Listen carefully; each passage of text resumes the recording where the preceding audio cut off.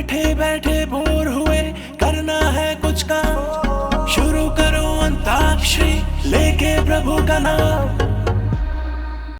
वो दोस्तों, आप लोग अचानक से सोच में पड़ गए होंगे कि मैं आप लोगों को ये अंताक्षरी क्यों सुनाने लग गया हूँ। तो वो इसीलिए ताकि मैं आपको एक फैक्ट शेयर कर सकूं कि अंताक्षरी जो हम लोग बचपन से खेलते आए हैं और आज भी खेलते हैं, ये दरअसल हमारे प्राचीन भारत के 64 कलाओं में से एक हुआ करता था। याद है, मैंने 64 कलाओं के इस सीरीज के पहले पार्ट में आपको बताया था कि कैसे ये प्राचीन 64 कलाएं आज भी हमारे बीच जीवित है। ये उसी में का एक बस छोटा सा एग्जाम्पल है। यजुर्वेद, शुक्र नीति से लेकर कामसूत्र तक विभिन्न हजारों साल पुराने ग्रंथों में उल्लेखित प्राचीन भारत के इस एजुकेशनल करिकुलम 64 कलाओं के सीरीज में हमने सारे 64 कलाओं को ग्रुप्स में डिवाइड करके अभी तक 5 पार्ट्स कवर किए हैं। आज के इस पार्ट 6 वीडियो में आज हम लोग बात करेंगे प्राचीन भारत के लिटरेचर स्किल्स के बारे में। मेरा विश्वास करो कि इस लिस्ट के एक एक स्किल के बारे में जान करके आप हक्के बक्के रह जाओगे और समझ जाओगे कि आज लिटरेचर के मामले में हम लोग हमारे पूर्वजों के नाखून के बराबर भी नहीं है। मैं हूँ राजेश और इंडियन ट्रेजरी ऑफ विजडम पर मैं आपका स्वागत करता हूँ, जहाँ हम सीधे चलेंगे स्क्रिप्चर्स के सेगमेंट में और पता लगाएंगे कि स्क्रिप्चर्स में क्या छुपा हुआ है।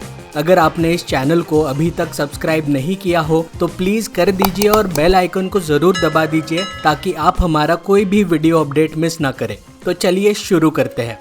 तो दोस्तों, लिटरेरी स्किल्स के लिस्ट में पहला स्किल है पुस्तक वाचनम।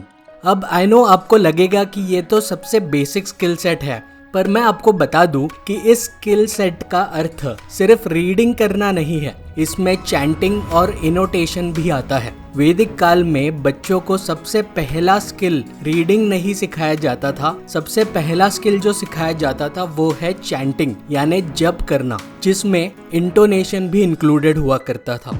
क्यों? क्योंकि हम सब जानते हैं कि संस्कृत लिटरेचर में जो भी शब्द होते हैं उसके अर्थ से ज्यादा उसके उच्चारण और टोनैलिटी पर ध्यान देना जरूरी होता है, जिससे आपका ब्रेन डेवलप होता है। हमने हमारे मंत्र वाले वीडियो सीरीज में इसके बारे में डिटेल में चर्चा की थी। एक स्टूडेंट को प्राचीन काल में 12 साल के लिए गुरुकुल भेजा जाता था, जहाँ वो वैदिक मंत्र पहले जाप करना सीखता था, फिर उसको पढ़ना। इसमें ग्रामर, प्रोसोडी और एटिमोलॉजी भी काफी डिटेल में सिखाया जाता था।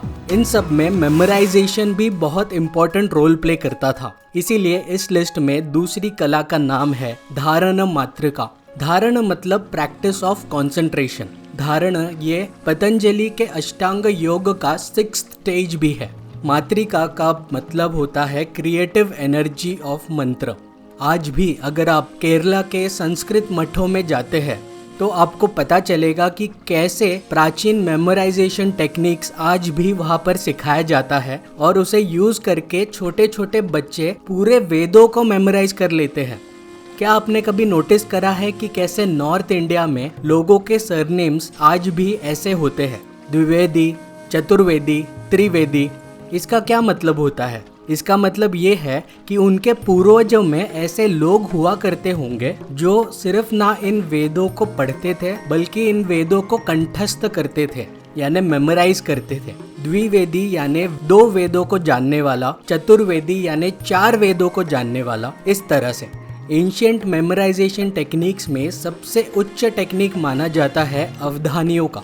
अवधान मतलब होता है केयरफुल अटेंशन। अवधान कला प्रैक्टिस करने वालों को अवधानी कहते हैं। ये वैदिक काल में हुआ करते थे और आज भी है। जी हाँ, आज भी अल्पसंख्या में ही सही भारत में ये मौजूद है।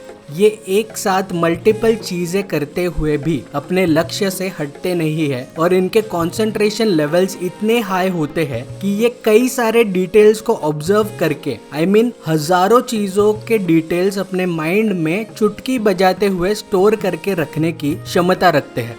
सोचो कि ये एंशिएंट इंडियन मेमोराइजेशन टेक्निक्स जिनके बारे में हम बात कर रहे हैं, वो अगर आज स्कूल कॉलेजेस में सिखाया जाने लगे तो हमारी कितनी ज्यादा उन्नति हो सकती है। इसीलिए तो प्राचीन काल के हमारे जो भी ग्रंथ मिलते हैं वो आपको नॉर्मल हम जैसे लिखते हैं वैसे ना लिखे हुए होकर पोएटिक फॉर्म में मिलते हैं।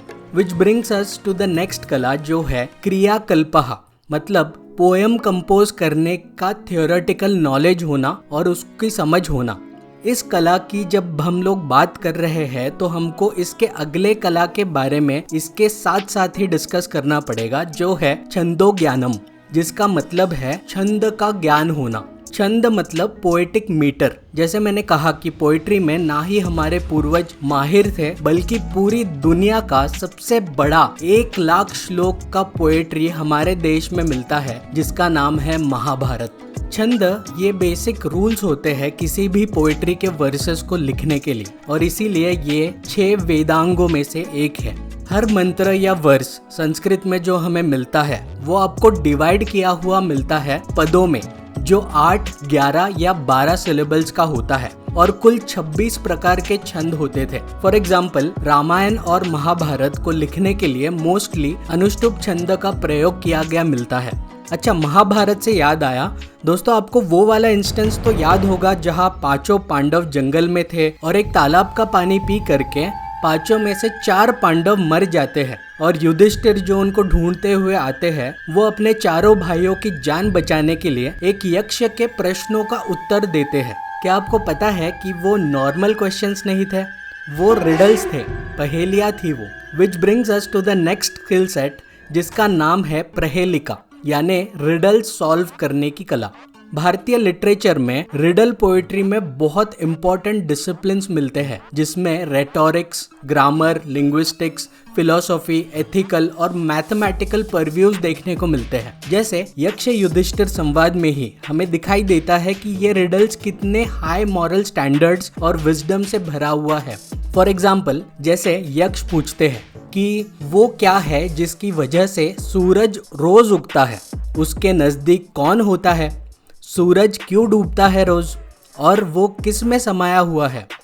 तो इसमें युधिष्ठिर का जवाब आता है कि सूर्य ब्रह्म के वजह से, यानी भगवान के वजह से रोज उगता है। उसके इर्द गिर्द बाकी सेलेस्टियल प्लैनेट्स होते हैं, वो अपने धर्म के वजह से डूब जाता है रोज, और सूर्य और किसी में नहीं बल्कि सिर्फ और सिर्फ सत्य में समाया हुआ है। आई मीन, ये माइंड ब्लोइंगली फिलोसॉफिकल, ज्योग्राफिकल और कितने डीप विजडम से भरा हुआ है। पूरे भारतीय लिटरेचर में वेदों से लेकर के पुराण और कई सारे ग्रंथों में रिडल पोएट्री की भरमार हमें मिलती है, हजारों की संख्या में। जैसे वेदों में ये रिडल मिलता है, ऐसा कौन है जो अकेले घूम रहा है, ऐसा कौन है जिसका बार बार जन्म होते रहता है, सर्दी का एकमात्र इलाज क्या है, सबसे बड़ा मिट्टी का ढेर क्या है। तो इसका जवाब लिखा हुआ मिलता है कि वो सूर्य है जो अकेले घूमता है, वो चंद्र है जिसका बार बार जन्म होते रहता है, वो अग्नि है जो कि सर्दी का एकमात्र इलाज है, और वो डैश डैश है जो मिट्टी का सबसे बड़ा ढेर है। ये फिल इन द ब्लैंक्स जो मैंने डैश डैश बोला, ये आप वीडियो को इसी समय पॉज करके थोड़ा सोच करके इसका आंसर नीचे कमेंट सेक्शन में ज़रूर बताना।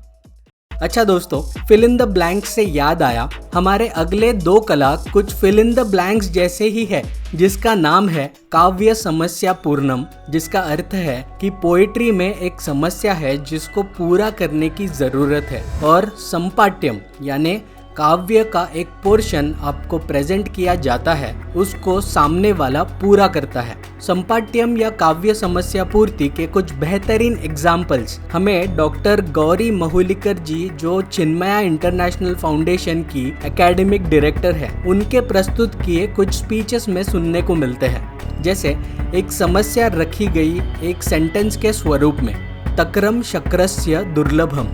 इस समस्या की पूर्ति होती है 3 क्वेश्चन से, जो है खाना खाने के बाद आपने क्या पिया। उसका जवाब है तक्रम, जो इस सेंटेंस का फर्स्ट वर्ड है, जिसका मतलब है बटर मिल्क यानी छाछ। सेकंड क्वेश्चन है जयंता किसका पुत्र है। उसका जवाब है इस सेंटेंस का दूसरा वर्ड जो है शक्रस्य, जो इंद्र भगवान का दूसरा नाम है। और हम सब जानते हैं कि जयंत इंद्र का बेटा होता है। अब दोस्तों तीसरा क्वेश्चन है विष्णुपद को कैसे डिस्क्राइब किया जा सकता है, जिसका आंसर है इस सेंटेंस का लास्ट वर्ड जो है दुर्लभम, यानी बहुत डिफिकल्ट है इसको एक्सप्लेन कर पाना। अब आप सोच रहे होंगे कि ये 3 वर्ड्स कोई रैंडम वर्ड्स होंगे, पर ऐसा बिल्कुल नहीं है। ये 3 वर्ड्स मिलकर अपने आप में एक मीनिंगफुल सेंटेंस बनता है। तक्रम शक्रस्य दुर्लभम, मतलब शक्रस्य यानी इंद्र को बटर मिल्क मिलना बहुत मुश्किल होता है। हम सब जानते हैं कि इंद्र स्वर्ग में रहते हैं, उन्हें अमृत मिल जाएगा, पर बटर मिल्क यानी छाछ ये तो धरती पर मिलता है, स्वर्ग में कैसे मिलेगा। ऐसे ही एक और बेहतरीन ब्रेन टीजर के बारे में गौरी जी बताती है। जैसे ये वर्ड आप पढ़िए, ठाठम ठठम ठम ठठठम ठठम ठहा। अब ये पढ़ के आपको लग रहा होगा कि ये कैसा वर्ड है, मीनिंगलेस, इसकी समस्या पूर्ति कोई कैसे करेगा, पर इसका जवाब आपको चौंका देगा। इसका जवाब है एक पिक्चरस्क्यू डिस्क्रिप्शन दिया जा रहा है, जो कि है जब भगवान राम का कोरोनेशन हो रहा था तो उनके हैंडसमनेस को देखकर, उनके सौंदर्य को देखकर एक गोल्डन जग एक यंग लड़की के हाथों से फिसल कर सीढ़ियों से नीचे गिरा। ठाठम ठठम ठम ठठठम ठठम ठहा। अमेजिंग।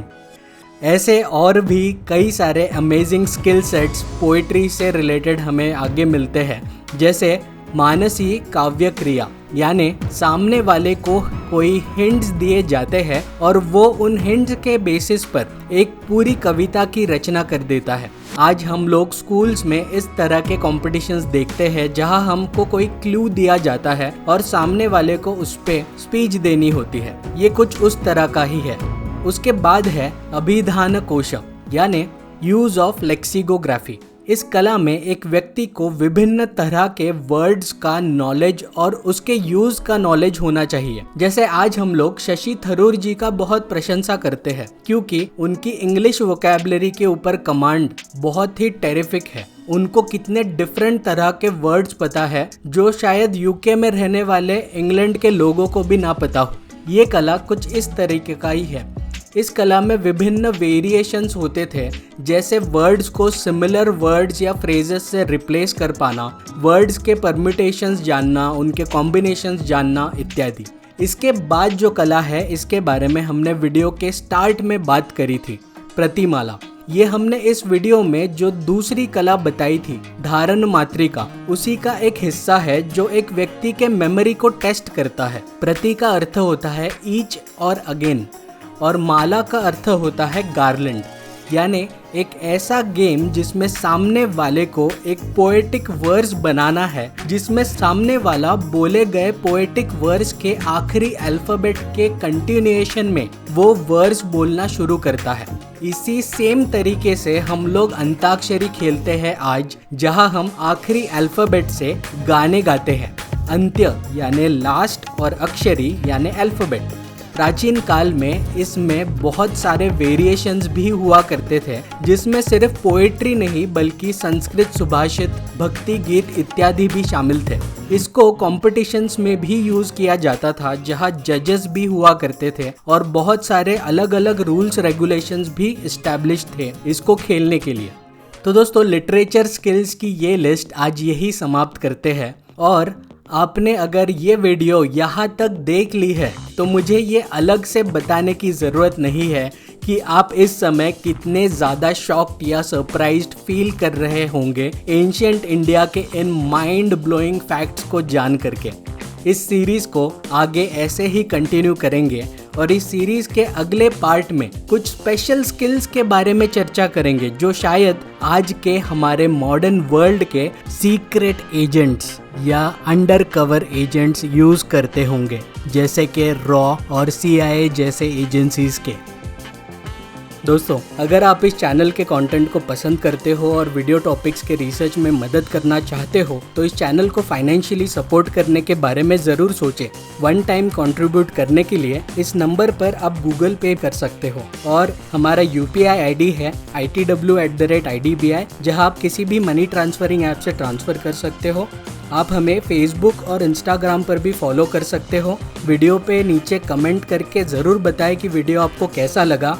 वीडियो को लाइक कर दें और ज़्यादा से ज़्यादा शेयर करें और चैनल को अभी तक आपने सब्सक्राइब नहीं किया हो तो ज़रूर कर दीजिए और बेल आइकन को भी दबा दीजिए ताकि आपको रेगुलर अपडेट्स मिलते रहे। थैंक यू दोस्तों फॉर वॉचिंग एंड जल्दी मिलते हैं अगले वीडियो में।